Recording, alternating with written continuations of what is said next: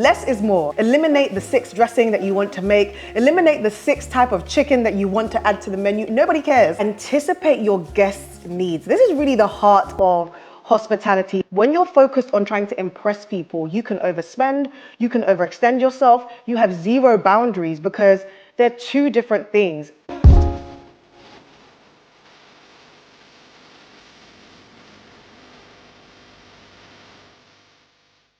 Hey guys, welcome back to my YouTube channel, Love Marbie, where we talk about all things home, heart, and hosting. I'm Michelle Marbie Davies, and if you're new here, just imagine if Oprah and Martha Stewart had a baby. I'd basically be the end result because I love rich, deep conversations, but I also love gathering people, hosting dinner parties, and elevating my home, which is essentially what I share across all my platforms. Now, today I'm super excited because we're talking about one of my favorite things to do, which is hosting dinner parties or any kind of gathering really. And we're coming up to the holiday season, so I know everyone's gonna be in their hosting bag and there's gonna be lots going on. So I thought I would share some tips with you on how to become a better host, a more elevated, graceful host. And it really doesn't matter if it's a dinner party or any kind of gathering, there are some tips that just work across the board. And I've been hosting for a long time and it hasn't always been as elaborate as it is now, but there are some key things that just remain true and I thought I would share those with you. The first tip is to decide the purpose of the gathering. I know you probably thought I would start with picking out your color scheme and the menu cards and stationery, but those are all additions. Gatherings flourish when there's intentionality put behind them, whether it's a dinner party, a conference, a meeting. I mean, anyone who's ever joined a meeting where someone didn't have an agenda, you will know exactly what I mean. So much time is wasted and resources when if you actually become a bit more intentional about why you're gathering people, everything kind of just flows from there. The main thing is that people want to feel considered and they want to feel like you've been intentional about the details that, you know, are present when it comes to your gathering. So really make sure you decide why you're gathering people. And I heard someone talk about this before. I think it's called The Art of Gathering, the book that I'm referencing.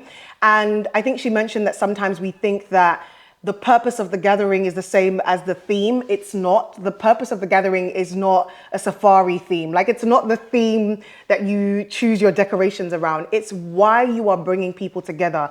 I've had dinner parties before because I just felt, you know, there wasn't enough sunshine and everyone felt a bit low based on conversations that I've had with people. So I decided to bring people together, and based on the purpose that I had in mind, that influenced everything else. So for example, I made sure there was comfort food available. I made sure the decorations and everything that I had going on felt cozy and comforting because I knew the people that I was inviting needed kind of a bit of a hug in the form of a dinner party. So it really is amazing how your gatherings flourish and change when you are intentional about the purpose behind them. So start with deciding what the purpose is behind your gathering. Second tip is to focus on hospitality and serving people and not just entertaining people. And I know nowadays we use those 2 words interchangeably, but there really is a difference when you aren't operating from a space of trying to impress people. And it's so easy to slip into this, especially when we see more and more content around, you know,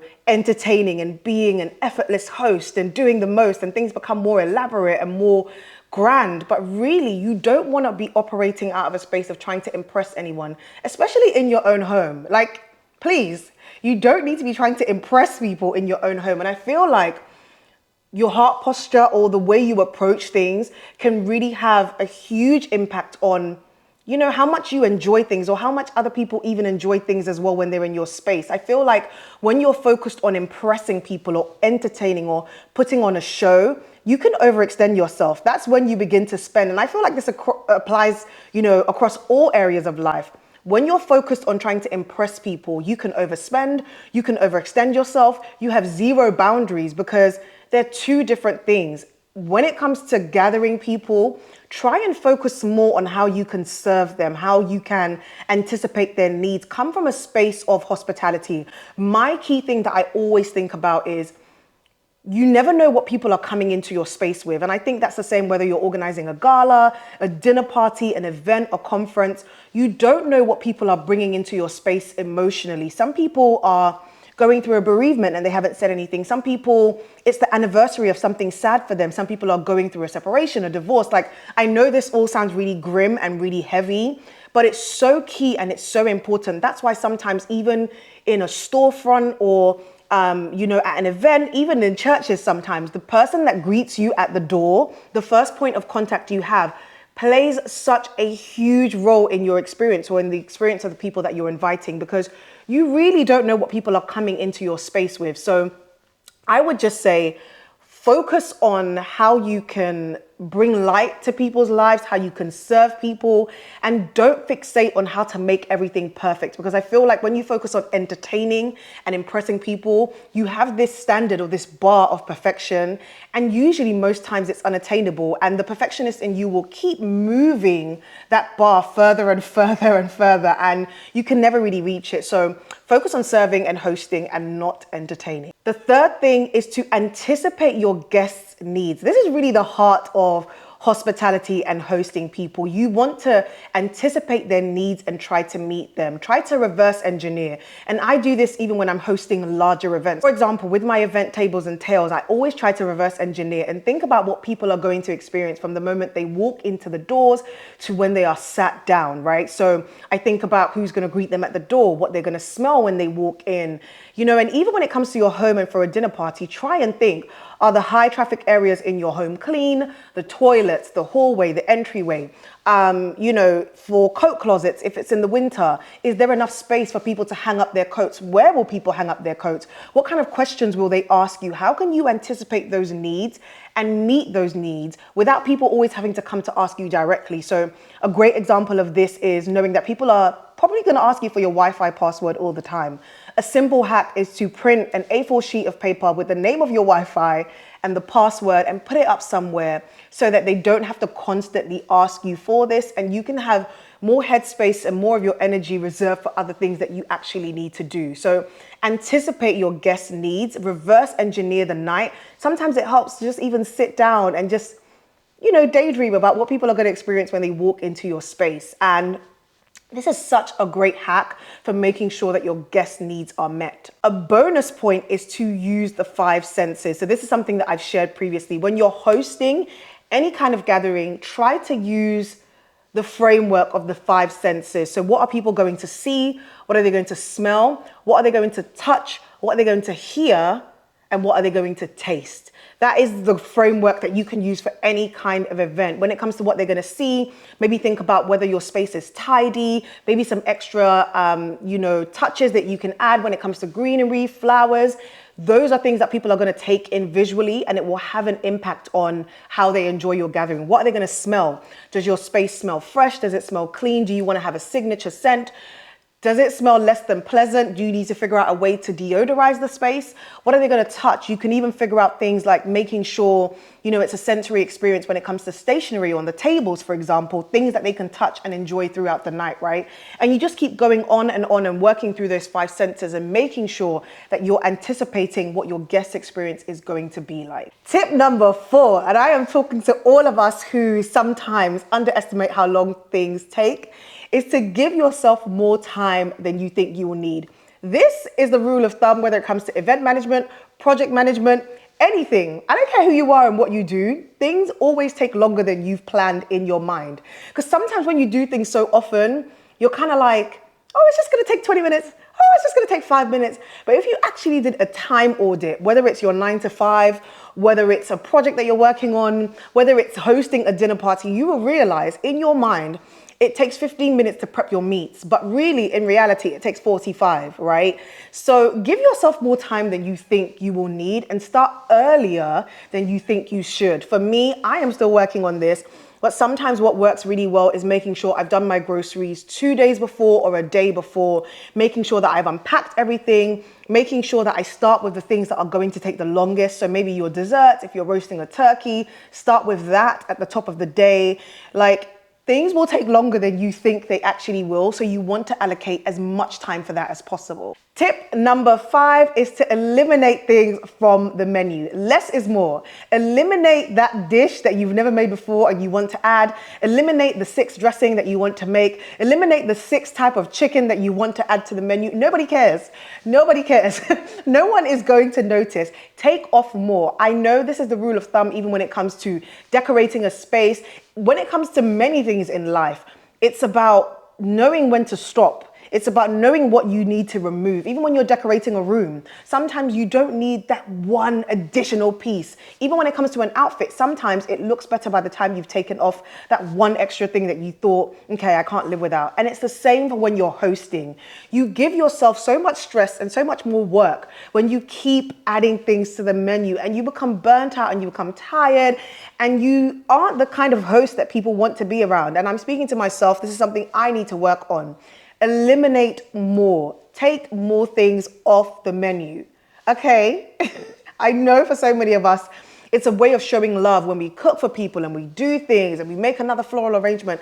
No one's going to notice. Cover the basics and remove more. Eliminate things off that menu. I've shared before that sometimes you are a better host when you give yourself strict parameters to work with. So, for example, hosting and saying you're only going to cook pasta. It's a pasta themed night, or it's a pizza themed night, or it's a rice themed night. I don't care what the theme is, or only appetizers. You're only going to host an event and it's only going to be appetizers and bowl food. Give yourself more limits to work with because then you just end up not being frazzled and stressed and people don't have to tiptoe around you. But trust me, I am working on unlearning this, okay? So we're in the same boat if this is you. Don't be afraid to buy stuff pre-made. I know for some of us, it feels like a cardinal sin if it's like, okay, I haven't made this from scratch. Baby, you don't need to make the bread from scratch. Nobody cares. Like, nobody cares, okay? Buy some stuff pre-made. If you want to make risotto and you're not great at making risotto, buy it pre-made. And if anybody is coming into your space and they're hypercritical and they're super judgmental, just know that that's the last event that they're going to come into your space. Simple. Like, it's not complicated. Don't be afraid to buy stuff pre-made. You don't need to make the ice cream from scratch. If it's your area of expertise, your area of genius, and it works really well for you, then great. But for the most part, like, you don't need to make everything from scratch. You can buy stuff pre-made and it's okay. Tip number 7, again, following on from this, is to look after yourself as a host. Think about the things that you can do that can make your life easier and can help your well-being as a host. Some of my current ways of doing this are to play some music that's going to keep me going and keep me pumped, light a candle. Like, you don't only want to set the vibe for people when they arrive, set the vibe for yourself as well. Another thing that I love to do is just make sure that I don't smell of food by the time guests come, and my space and my fabric, even after I host, doesn't just smell of food. So open up some windows. You know I'm an evangelist for telling you to open up some windows. Open up some windows. I don't know why some of us are so scared of opening windows. Open up some windows. The space doesn't need to smell like meat. It doesn't need to smell like meat when you're done. It doesn't need to smell like meat when guests come in. Open up some windows. So you also have some fresh air kind of washing over you. Put on a bonnet, cover your hair.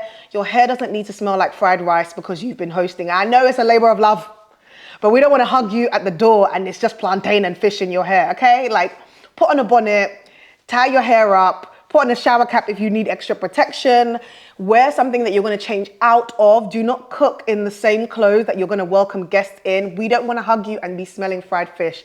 For the love of God and all that is good, okay? Please. Thank you so much. No, but really, do things that will actually save you time and energy as well. For me, some things include, like I said before, unpacking my groceries. I do not cook, you know, in the method where I've gone, bought groceries and I'm cooking from the grocery bag. No, I have to put everything away, put things where they need to go, and then cook in that way. I do not, I don't skip the process of unpacking groceries. It really makes such a huge difference and you feel a lot more organized and less flustered. I would also say doing things like mise en place. So basically that just means making sure that you have kind of your ingredients and things chopped up and ready to go in sections. I know for some of us, we've learned to cook by prepping each thing as we're doing it. So you want to add onions to a dish. You know there's onions and tomatoes and you're chopping it up as you're ready to add those things to the dish. Baby, you're going to be there for a long time. Save yourself some stress and operate the way chefs would in a restaurant and have mise en place. So you have your onions chopped up, your garnish, your tomatoes, like whatever you know you will need for the dish, have that chopped up and ready to go for when you're cooking. Also, you can make marinades in advance. If you know you're hosting next week, you can make some green seasoning a week in advance. You can make whatever seasoning you're going to use for your meats. If it's a dry rub, if it's a mixture you know you use often, you don't have to season it onto the meat directly. You can make it and put it aside. And I think this makes such a huge difference when it comes to your well-being and your headspace. I also love to have a to-do list and a to-cook list. So sometimes a to-do list will involve, everything that I'm needing to do in my space. So if I know I need to just give the toilet a once over, if I know I need to tidy up the cloakroom, whatever it is I need to do, lay the table, I'm going to have a to-do list that involves all of those things. Then I'll also have a to-cook list. And usually I'll write out the menu as well, so I remember everything that I'm cooking. But it makes a huge difference when it comes to just how you feel. If you can visually see everything, sometimes I just use sticky paper and stick it on a wall, like on a cabinet, so that I can see it as I'm going and as I'm cooking. If it works for you to do it on your iPad or your phone, then that's fine. But this makes such a huge difference. And I do this even when I'm grocery shopping. I have a list of things that I need to buy because I'm not trying to run to the shop 25 times. Sometimes you will just need to because you will forget something that maybe you thought you had in the space. But yeah, write out a list. It makes a huge difference. Next tip is to go the extra mile with little touches. Honestly, people love this. It makes such a huge difference. They feel appreciated. They feel thought of. They feel loved. If you can personalize some stationery, and it doesn't have to be anything extra. You can go on Etsy. You can go on Canva. You can use different platforms to make this simple for you. But sometimes I like to print things and I'll just pop people's names on there and put it on their place settings. But it makes a huge difference when people feel thought of and cared for and catered to. So go the extra mile with little touches if you can, from your place settings to your tablescape to even remembering someone's dietary requirements. Maybe even sending out a digital invite, like saying, I can't wait to see you, here's the dress code. Something fun, something quirky, something that makes sense for you and your friend group, like an inside joke. Go the extra mile with those little touches because people really do appreciate it and it makes such a huge difference. Tip number 9 is to have things ready to help with entertaining people when you know you're going to be busy. So for example, when people are coming in, maybe you're reheating the food, final touches, final dishes, there's still things left to do. Maybe you might have a card game or question cards that people can pull from, or even someone that you've allocated to welcoming guests. So you're not running to the door every time someone knocks. There's someone that's been specifically allocated to helping you with that. Have little things that will help you to alleviate the stress of entertaining people when you know you're going to be busy. And for me, question cards work great. I always make sure it's like, okay, we're going to go around the table and answer these questions or ask each other, and the conversation will flow and keep going, and you don't have to be at the center of it all. But it makes a huge difference. Trust me. Tip number 10, the final tip, is to relax. Okay? Relax, relax. And I say this to myself as I say it to you. Relax, baby. No one is going to be as fussed about that 12-hour slow-cooked lamb as you are. What they're going to remember and they're going to love is creating memories with you, laughing around the table until it feels like their stomach is going to explode, like laughing to, the laughter where it feels like your belly is aching, that laughter. That's what they're going to remember. They're going to remember those special little details around the dinner table. They're going to remember the memories they got to create with you. And yes, like I've said, you want to go the extra mile and add touches, but don't go so far outside of what feels comfortable for you to the point where you're so stressed out and you're so worked up and people just don't want to be around you. And I know this is hard, especially as someone who is a type A personality. I say this to you as I say it to myself. It's so easy to get caught up in, I need everything to be perfect. I need everything to be just right. And I just can't be in a good mood otherwise. But it is your way of showing people you love them and showing people you care, but also you don't want people to feel like they're on edge when they're around you. So it takes practice and it takes time and it takes effort, but relax. Give yourself a cutoff point. It's like, if I haven't made, sometimes I'll get to a point in my prep where I'm like, if I haven't cooked this item, it's not going to be on the menu. I can freeze the meat and eat it during the week by myself. I can do something else with it. But when you get to that point where you're like, you know what, this is my limit, I can't go any further, stop. Your friends will appreciate the relaxed, the calm version of you, the happy version of you, the smiling version of you, okay? It's So I'm gonna work on putting these things into practice this holiday season as we get ready to host. But thank you so much for watching, guys. I can't wait to share more tips with you. I can't wait to share more with you on my channel. There's so much coming up. I know I've been away for a bit, but stay tuned. If you want to catch up with me on Instagram or on TikTok, I'm at Marbie's Kitchen. So Marbies Kitchen.